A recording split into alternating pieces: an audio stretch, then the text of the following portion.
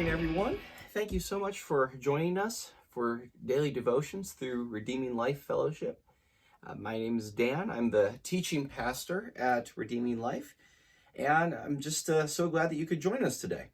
So today we're going to be continuing through our series through Psalms, and we're going to be focusing on Psalms 113, 114, and 115. As you may know, our daily devotions follow the Revised School Reading Plan, which is a plan that's designed to take you throughout the entire Bible in 2 years. And so that's the reading plan that we follow, and there should be access to that in the links below. You should also be able to find links to our website, links to our Facebook page, if you want to financially support this church plant here in Whitley County, Indiana. So now let's take a moment to read through Psalm 113. So Beth Ann, Brianne, B, all the lots of B names. Go ahead and pause the video and let's read Psalm 113 together and then draw out a few observations. Ready? Go ahead and pause.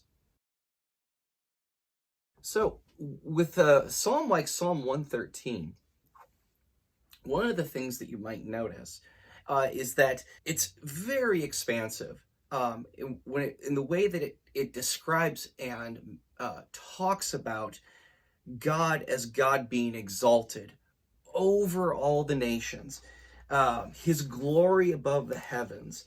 The name of the Lord is to be praised. So that as you're reading, the image of how high and exalted and glorious God actually is should be affixed in the forefront of your mind, in the forefront of our minds.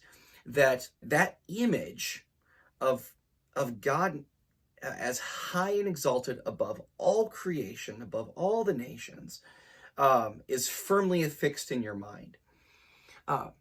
And what's interesting about the way that the rest of this psalm works is that verse 6 offers a pivot, as it were, so that even as we're seeing God as high and exalted, what does verse 6 say? Who stoops down to look on the heavens and the earth. So that we have this image of this glorious and transcendent, powerful, mighty, and wonderful God who is high. And this God is a God who stoops down to the earth. One who, even as he is so high and lifted up, is one who stoops down to look on the earth and the heavens. What I see the psalmist, the picture that he's painting for us, is that in every way imaginable that we could think about God as being transcendent, high above of all creation and all kings and all kingdoms, is one who, we might say, it's not beneath God's dignity to stoop. That if there's anyone who, based upon the measure of his majesty and his glory, would be within his very rights to be high and exalted above all creation, is nevertheless one who stoops down. And not only does he stoop, but he stoops because he raises the poor from the dust and he lifts the needy from the ash heap. He seats them with princes, with the princes of their people. He settles the barren woman in her home as a happy mother of children. So that the image, it seems, that's being drawn in there is that God is one who, by his hand, reaches down and touches the people who are on the outside and restores them, not only within right relationship to himself, but also to everyone else around them. God is in the business of taking the outsiders and meeting them in their point of need and bringing them in. That's the way God is in his nature. All of this, actually, it reminds me of Perhaps you've seen the movie The Emperor's New Groove, and there's in this Disney movie, there's a cruel governess named Yzma, with a cruel voice to go with it, who is sitting on this throne, and there's a peasant who's coming and beseeching her to help, and Yzma is listening, and she dismisses the peasant's complaint and saying, it's of no concern of mine whether or not your family has, what was it again? And then the peasant pipes up a little bit and says, food.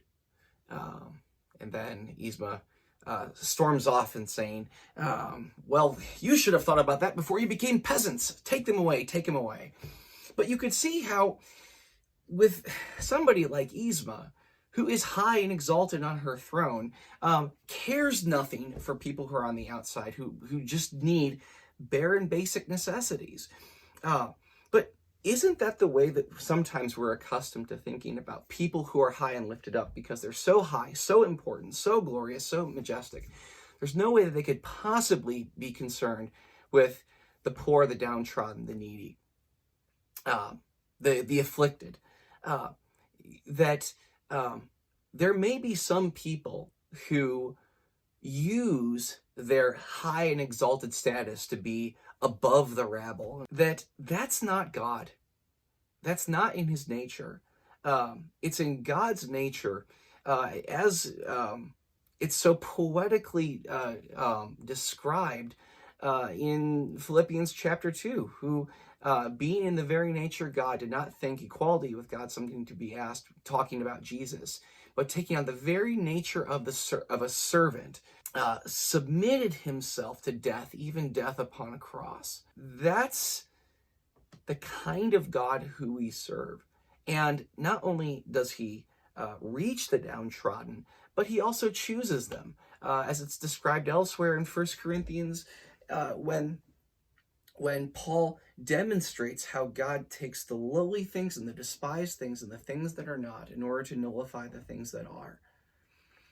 Which tells me at least two things. One of them being, it's not in my position to make myself good enough to be acceptable to God. If the message of Psalm 113 is true, is that God finds me in my lowly and downtrodden and pitiful state. And from there, he meets me at my point of need and lifts me up. So that whenever I'm in a moment of despair, I am not so low that I cannot turn my eyes and my heart towards God and say, God, I can't do this on my own. I need your help. I need you to touch me. I need you more than anything else. I don't have to make myself good enough for God. He has the ability, the power to bring about the sort of changes that I desperately need that I can't do in my own strength. And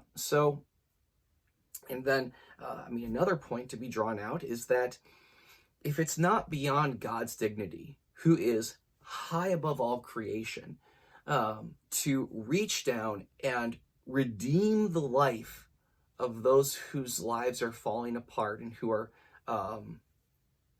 not just messed up, but broken on account of our sinful rebellion against him. If it's not beyond God's dignity to stoop down in that way, it should never, no matter who we are or what we're doing, be beyond our dignity to be able to do the sort of things that God has called us to do. And the work that God calls us to do is messy and uncomfortable, but none of us should be so proud to look at the things that God calls us to do and say, God, that's beneath my dignity. I can't stoop down that low. But rather, our attitude should be the same attitude as that of God, who, even as he's high and exalted, is not so exalted that he cannot stoop down, as it were. A father who stoops down to the level of his children and loves them and helps them in their sorry and helpless state. So, those are some observations of Psalm 113. Let's jump to Psalm 114. So, Bryce, Faith, Glenn, go ahead and pause, and we'll read Psalm 114 and jump back to it. Psalm 114 is really quite fascinating. It's stunning in its image, and in the metaphors that it employs to paint a picture of what's called a theophany. A theophany is a visual unfolding of God in his presence before all creation. So that what's actually happening is that the transcendent God is making himself visibly present to creation and to his people. And so that the best way that you can describe this thing is through metaphor. About the sea looked and fled, the Jordan turned back, the mountains skipped like rams, the hills like lambs. This is what? To tremble, O earth, at the presence of the Lord, at the presence of the God of Jacob, who turned the rock into a pool and hard rock into springs of water. So it's wanting to grasp the way in which all of creation, even inanimate objects, are responding to the manifest presence of God among creation. We should, with the psalmist, stand in awe and even tremble as all of creation does at the presence of God. But one point that I want to draw out is that is focusing on verse 2, actually verses 1 and 2. When Israel came out of Egypt, delivered out of slavery by the hand of God, the house of Jacob from a people of foreign tongue, what happened after that? Judah became God's sanctuary and Israel his dominion. It still rattles and shakes the fabric of my mental wiring and my imagination to understand that within this theophany, God manifests his glory before all of creation and makes his dwelling not simply in a place, but among a people.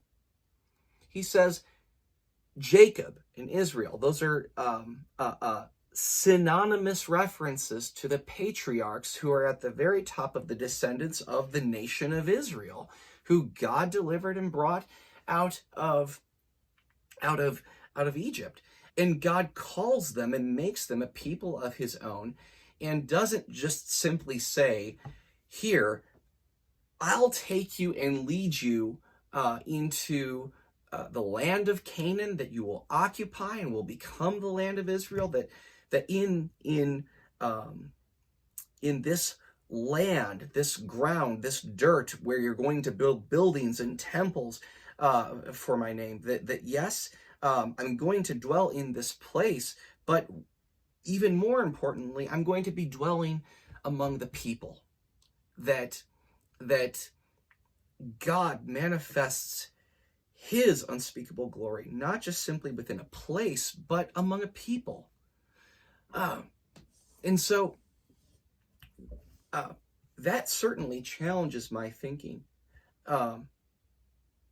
because I know that I get accustomed to thinking about meeting with God in special places, be it at a church building, in a chapel, even occasions, in prayer closets and that sort of thing. And those are all valid places to meet with God. I can't escape how it is that God desires to manifest his glory and make his dwelling among a people. And you're a part of that people. We at Redeeming Life Fellowship,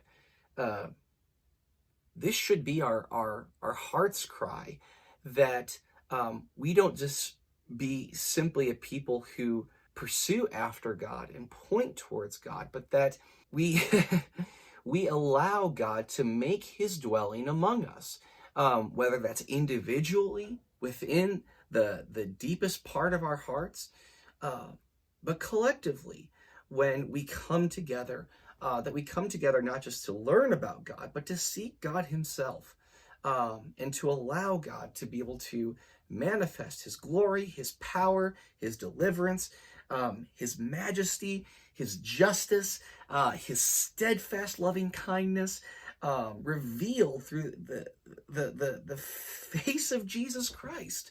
This should be what we're after, and should be the center point of our attention as God's people. So that's enough about Psalm 115. Go ahead and pause. B, Gran, Thomas, whoever's talking, I'm talking. Pause and let's look at Psalm 115. So, what did you think about Psalm 115? It's very, very interesting. Psalm 115 is interesting because it employs two of my very favorite manners of speaking or literary devices. The first one is called sarcasm. There's sarcasm in the question posed in verse 2. Why do the nations say, where is their God? And the other one employs satire. Now, satire, as you might know, Simpsons is a classic example. It has been for the genre of satire, where it takes cultural customs and norms and speaks about them in some sort of way as to sort of poke fun at them or to uncover ridiculous notions about what the customs are. And the custom that's in view, it's actually even this fight between two different customs. On the one hand, the nations who look at the Israelites and say, where is your God? And the Israelites, on the other hand, are responding to say, yes, here are your gods. They're created things that don't actually do anything and are not even worthy of being called a god at all. So do you see the tension between this? It reminds me of historically when the early church was exploding into pagan territories, that the Christians, one of the constant accusations or criticisms of their religious practices, these are criticisms that decried that they were atheists. That is, these people who were once pagans but who have decided to follow the God revealed through Jesus Christ and revealed through the Old Testament and the New Testament, that they looked at these pantheon of gods that have these images and noses and ears and hands that don't actually do anything, and they were criticized. The Christians were criticized as atheists because they didn't believe that these idols were actually gods. So that's a window into the dilemma, as it were, between worshiping a transcendent God who is above creation and worshiping an idol that has images of hands and eyes and ears and a mouth, but don't actually live up to their promise. That it's been fashioned as if these things, should or can hear or listen, but they don't actually do anything. The heart of the issue in Psalm 115, you could even just pull it right out of verses 9 through 11. O house of Israel, trust in the Lord. He is their help and shield. O house of Aaron, trust in the Lord. He is their help and shield. You who fear him, trust in the Lord. He is their help and their shield. Remember, if something is repeated over and over again, that's in the biblical text, that's the author's way of emphasizing and drawing our attention. At the heart of this psalm is the issue of trust. Are the Israelites going to trust in idols or things that they can carry in their hands and they can mold to their own liking? Or are they going to trust in God, a God who they can't control, whose transcendent above all creation, but who actually does things, who does actually feel, who does hear, who does see, who actually speaks to his people. That's the dilemma. Who is it they're going to trust? And the psalmist is saying, trust in a God who actually does these things, not in idols who pretend to do so. The point, or 2 points that I think that we should draw out on. One focuses in verse 8, is that those who make them, these idols, will be like them, and so will all who trust in them. So, elsewhere in the Psalms and in Isaiah, there's namely Isaiah 42. It's in the 40s. I can't remember exactly where. I'm ashamed.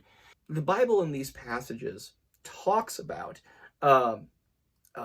idolatry and makes this point that when it comes to worship, that if you worship these idols that are blind and deaf and mute, that you're going to become like that.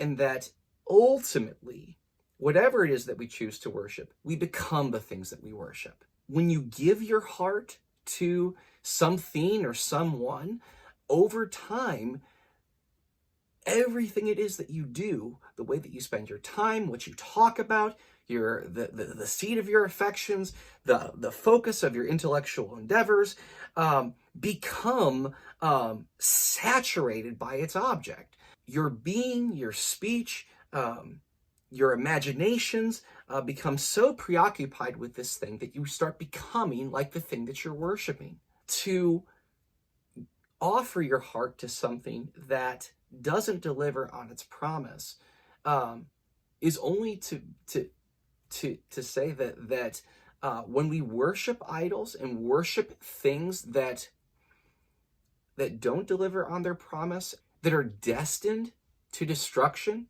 that means we too are going to live with hearts that are very broken and are destined to destruction. We may not be so much in a culture that likes to take certain images, as it were, with heads and arms and legs and bow down to them in reverence. Nevertheless, each of us can fall prey, will indeed, or are in danger of offering our entire lives to things that are created things. Things that it's only a matter of time before these things fall apart. And when that thing falls apart that you worship, your heart's going to fall apart too. But to worship a God who doesn't die, who doesn't fall apart, who doesn't fail, that's the sort of God that you can trust with the centermost part of your affections. That to worship God is to bring your life into full and complete connection with the living God. That's a place where the seat of your entire trust is actually reliable, because it's not resting on something that's bound to break.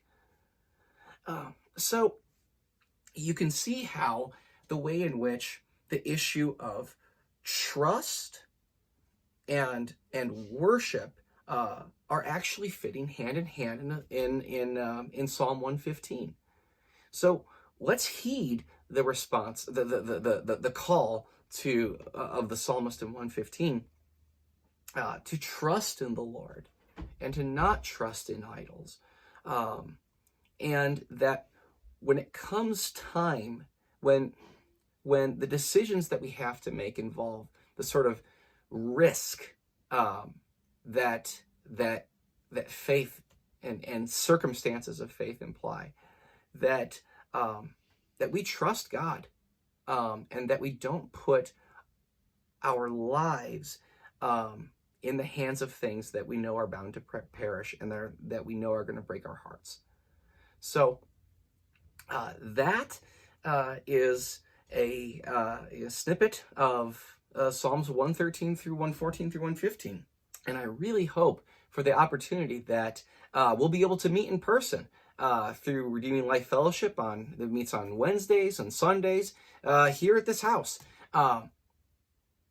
So that we'll have an opportunity to be able to unpack and unfold the message of the Word of God in ways that through these videos we're really only just scratching the surface. Until then, don't forget to look at the descriptions and the link below.